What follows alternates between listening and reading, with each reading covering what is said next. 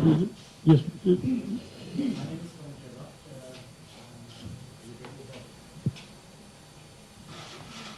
My name is Khurm Shahzad. I'm related with PTI Switzerland.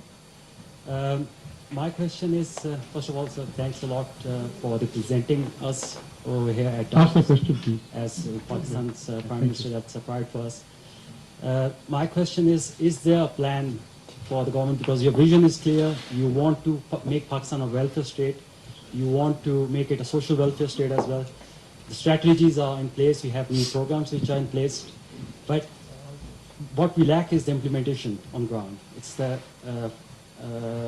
practical implementation of these policies. That is something which you are lacking. So is there a comprehensive plan to make it show? Because there's a lot of dissatisfaction amongst the masses in Pakistan as well, and in the overseas communities which we are representing. Look, I repeat that when you are going through a process of reforms, and specifically institutional reforms, you cannot hope that one institution, the moment the government changes, it improves. Especially in our case, where it's the first time PTI has been in power at the federal government. It is a slow process. As I said, you can destroy an institution immediately, but to build an institution does take time, and especially when when unfortunately the government institutions were used as giving employment to people. So they're all bloated institutions. I give you an example of health ministry. We examined the health ministry and we discovered out of 370 people working in the health ministry, there are only 15 with health background. The rest are all just people given employment there. So it's same with PIA, same with railways. All government corporations have been loaded with these people with no work. And so as we all know that if for one job you have 3 people, no one will work. And this is what we face. And then when we bring the changes in, unfortunately, they go to the courts and get a stay order. There was a case in one of the hospitals, we discovered that in the cardiology institute, the mortality rate was 25%. Out of 125 used to die. So we removed the head of the department. He got a stay order and was there for 6 more months. So it's, there's a whole process of change takes time, because we now, with the new Chief Justice, we are going to sit down and work out how to stop this nonsense where they can all go and whenever you try and remove someone, unless you have a process of hire and fire, incentives and punishment, no institution can work. So whenever you try and fire someone, they go and get a stay order. So anyway, there's a whole process. It's a holistic change, and it will happen. It'll take time. Aisha, excuse me. Aisha. Assalamu alaikum. My name is Aisha Nawaz Chaudhry. I'm a member of Parliament from Punjab, and I am from the ruling party of PTI. One of the questions that I wanted to ask was that you mentioned Shaukat Khan and how you did great work and raised money. But one of the things that we've been seeing is that even at Shaukat Khan, when you were developing it, there was always a cost to doing those events and going around and raising funds. When we want to represent Pakistan internationally, Ikram Sehgal Saab, people like Imran Chaudhry Saab have stood by us and done great work. But should the government not stand up now and do these things and include it in its own cost to represent itself better? You see, Aisha, I believe that we should save money from spending all these monies on these expos, which are productive. But a country which for the time being is trying to follow a very rigid program of austerity, starting from me. I mean, this visit is almost 10 times less than the previous prime ministers who came here, and the Ikram who came to your show and came up with their pearls of wisdom, but it cost us 10 times more than my visit.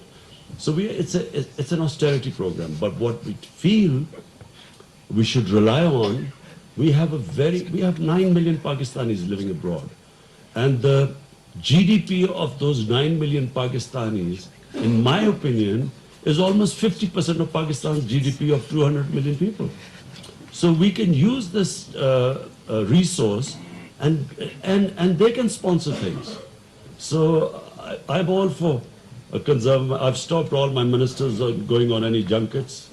I don't allow them to go anywhere. They first, whenever they say I've got a trip somewhere, I immediately cancel it. Then they have to convince me that really it is productive for Pakistan.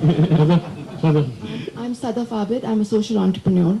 Pakistan has under 26% women in its formal economy. IMF has calculated it would add 30% to the GDP. So what I'm interested in knowing is how are you, in your capacity, increasing women's inclusion? Because when women grow, we will all benefit and Pakistan will prosper. Absolutely, not just women and the Lord. You see, what is the Chinese model?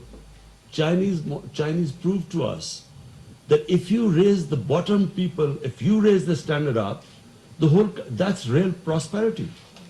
In our case, unfortunately, the skewed development where a tiny rich people have a lot of money, and there's this bottom sea of poverty. It doesn't work. No country, in my opinion, can ever prosper with this sort of skewed development. So our SAS program specifically targets women. You have to see it. It's a very comprehensive program developed for rural women, poor women, loans for them, how to graduate them, how to raise the level of income, how to get them this mobile phone, give them apps so that they're empowered by directly the money comes to them.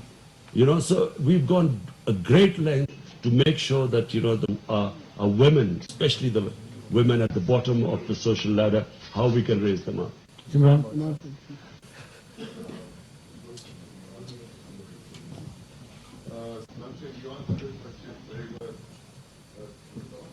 Mm-hmm. So what I understand from your answer is that when you were not in the government, it was a crowd and things like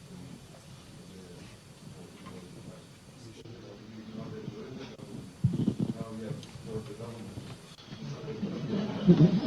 So we are there. For a while, until we become very prosperous. Okay, one more question. So, after that, the last question, please. Second last question. Hi, my name is Zara Hassanani. It's on. My name is Zara Hassanani. I'm an education and health specialist working in the World Bank. You spoke earlier very eloquently about वज़ीर-ए-आज़म Imran Khan DeVos में मौजूद हैं। Pakistan business breakfast at Davos की तकरीब से खिताब कर रहे हैं और पाकिस्तान की डेवोस की अहम कारोबारी शख्सियात भी यहाँ पर मौजूद है। सवालात किए जा रहे हैं जिनके जवाब वज़ीर-ए-आज़म इमरान खान इस वक्त दे रहे हैं। और आपको ये बताएं कि डेवोस एक ऐसा फोरम है जहाँ मुख्तलिफ ममालिक के लोग एक दूसरे से इंटरेक्ट कर This is probably not the forum, but I would like you to, in fact, it'll be on our website. We will give you the details of our SAS program. It is one of the most comprehensive programs. The bottom tier, how we are directly giving them cash, then how to graduate them to a high level, the sort of instruments we are using to raise their productivity, rural women in urban, giving them loans for startups. So we have a whole range of things now. The whole idea is this bottom tier of our society, and specifically women. Last question. One last question. That's it. Yes, please. Prime Minister Adnan Hassan, nice to see you and hear you again. You don't have time. Last I'll have question. to Just go. please. The Pakistani people are resilient but are impatient. And the problems that you've inherited haven't just happened recently. They've taken multiple generations. How do you teach us to be patient as reforms kick in? It's exactly what Mahathir Mohamad keeps telling Malaysia: be patient.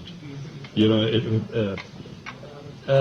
you see, it is. I have to say that it has, as I said, it has been the most difficult 15 months of my life. I've never experienced so many problems on multiple fronts.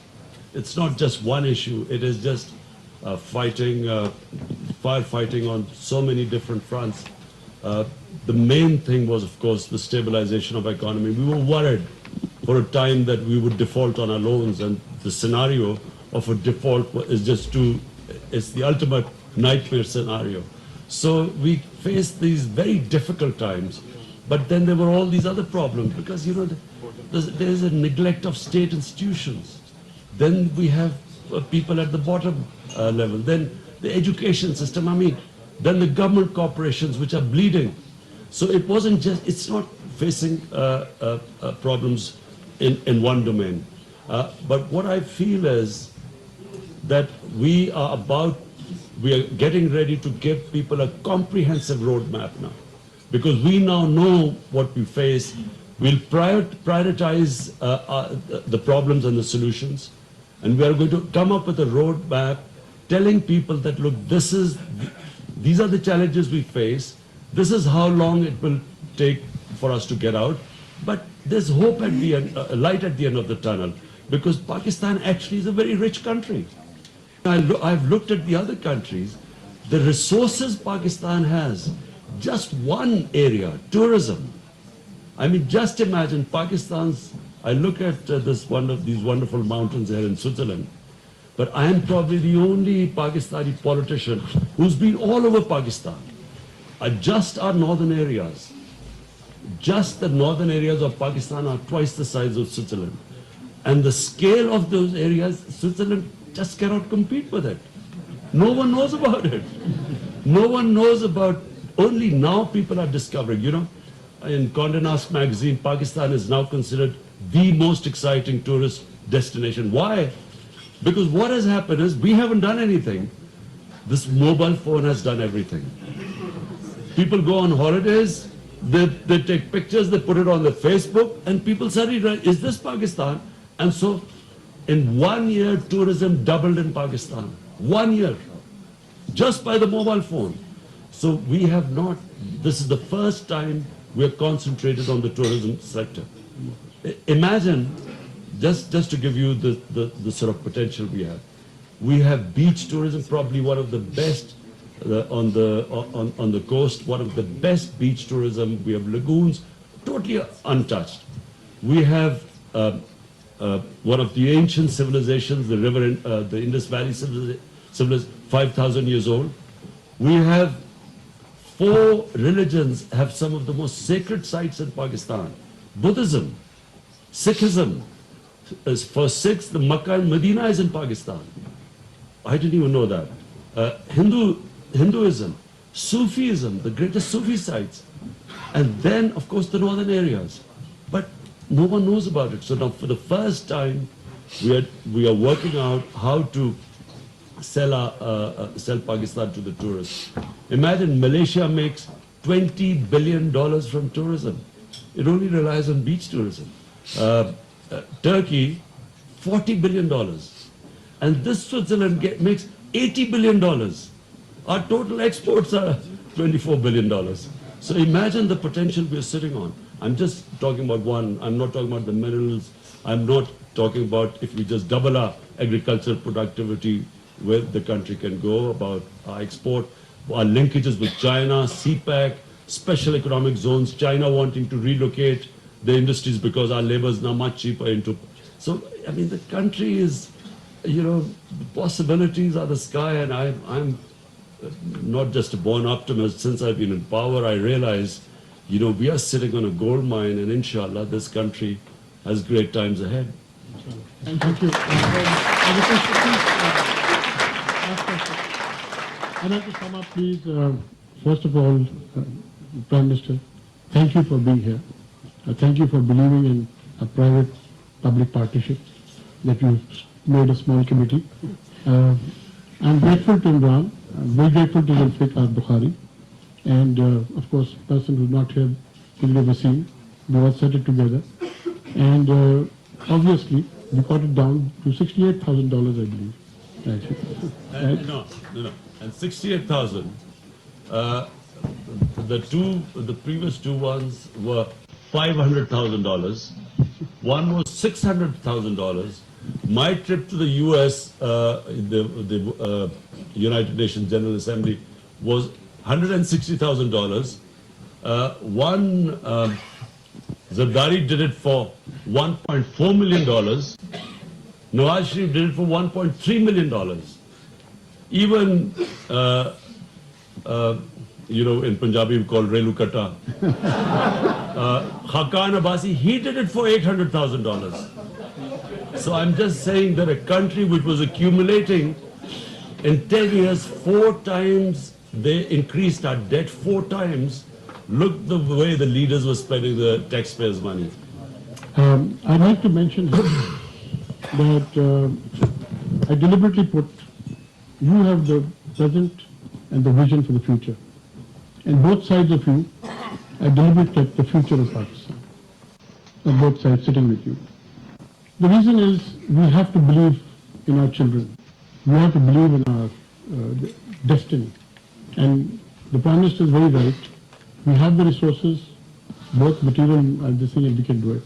The Prime Minister, I must also thank, with your permission, my friends like Ross Perot has been here for, I think, 12 years, constantly. Thank you for signing down to the title industry and Rai Kulsum. And thank them. And thank Jeremy for being here. Thank the World Economic Forum team, Andrew Fletcher, who really, really helped us. And not forget me, who has feature snacks, putting everything together. The thing is, we have now stabilized. We have the resources for the drive. We would like to show you that that is possible. For this event, we brought together from Pakistan a small group of people from my company and a group. And if you permit me, I'll invite them on the stage to have a group photograph from Pathfinder Group, if they can come up, because they're the ones who put all the $68,000 together.